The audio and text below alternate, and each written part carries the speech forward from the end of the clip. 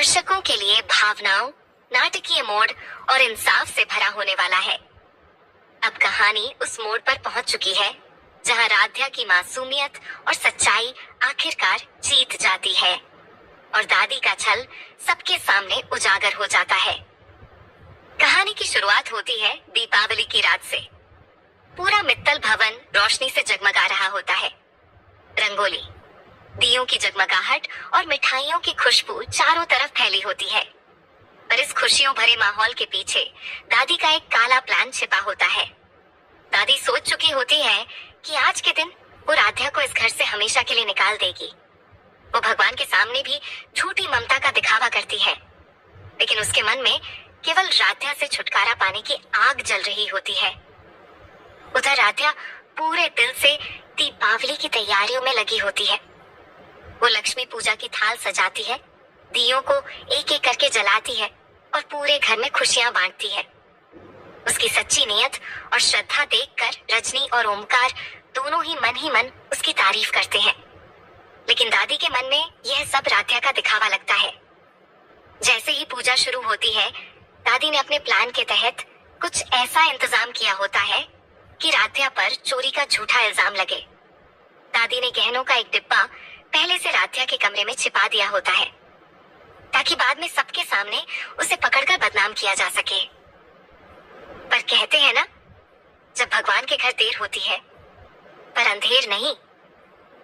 जैसे ही दादी राध्या पर इल्जाम लगाने के लिए सबको बुलाती है, तभी बिजली का एक तेज झटका लगता है और घर के सीसीटीवी कैमरे अपने आप चालू हो जाते हैं। सबके सामने टीवी स्क्रीन पर वही फुटेज चलने लगती है जिसमें साफ दिखता है कि गहनों का डिब्बा दादी ही छिपा रही है। पूरा हॉल सन्न रह जाता है।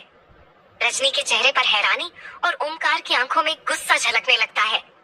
दादी के हाथ कांपने लगते हैं। रजनी कहती है, माँ जी, ये क्या देख रहे हैं हम?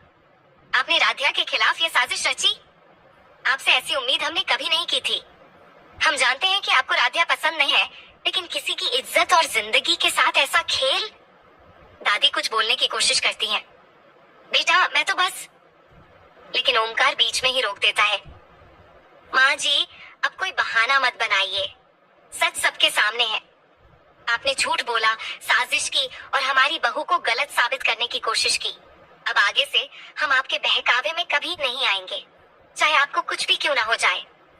राध्या की आंखों से आंसू बह रहे होते हैं, पर इस बार वो दर्द के नहीं, राहत के आंसू होते हैं।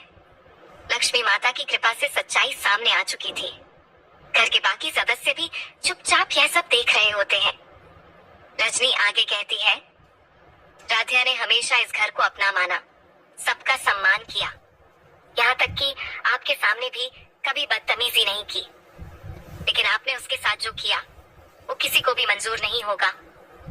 अब अगर कोई इस घर से जाएगा तो वो राध्या नहीं, बल्कि आप होंगी। माँ जी, दादी के पैरों तले जमीन खिसक जाती है। वह तुरंत ओमकार के पैर पकड़ लेती है और कहती है, बेटा, मुझे माफ कर दो, मुझसे गलती हो गई। मैं राध्या को गलत समझ बैठी। मुझे लगा कि वो हमारे घर को तोड़ देगी, लेकिन अब समझ आई कि वो तो इस घर को जोड़ने आई थी। ओमकार और रजनी दोनों एक दूसरे की ओर देखते हैं। राध्या उनके पीछे खड़ी होती है, नम आंखों से दादी को देख रही होती है। रजनी कहती है, गलती इंसान से होती है माँ जी, लेकिन ये जो आपने किया वो गलती नहीं, गुनाह था। फिर भी अगर आप सच्चे मन से पछता रही हैं, तो सोचेंगे क्या करना सही रहेगा। दादी बार बार कहती हैं, मुझे एक मौका और दो, मैं राध्या से माफी मांग लूंगी, मुझे घर से मत निकालो। पूरा घर भावनाओं से भर उठता है। राध्या धीरे से आगे बढ़ती है, दादी के सामने हाथ जोड़कर कहती है, दादी, मैंने हमेशा आपको अपनी बड़ी माँ की तरह माना। मुझे दुख इस बात का नहीं कि आपने मेरे साथ अन्याय किया, बल्कि इस बात का है कि आपने मुझे अपना माना ही नहीं। लेकिन अगर आप सच में बदलना चाहती हैं, तो मैं आपको माफ करती हूँ, क्योंकि यही सच्चे रिश्तों की खूबसूरती होती है, माफी। ये सुनकर दादी फूट फूट कर रो पड़ती है। लक्ष्मी पूजा के दीपक टिमटिमा रहे होते हैं, जैसे खुद देवी माँ ने राध्या के दिल की पवित्रता को आशीर्वाद दिया हो। आने वाले एपिसोड में अब देखना दिलचस्प होगा कि क्या रजनी और ओमकार दादी को माफ करेंगे, या राध्या की माफी के बाद भी घर में दरार रह जाएगी। आपको क्या लगता है, क्या दादी को माफ करना चाहिए या नहीं? अपना कीमती सुझाव नीचे रिकमेंड बॉक्स में जरूर लिखिए।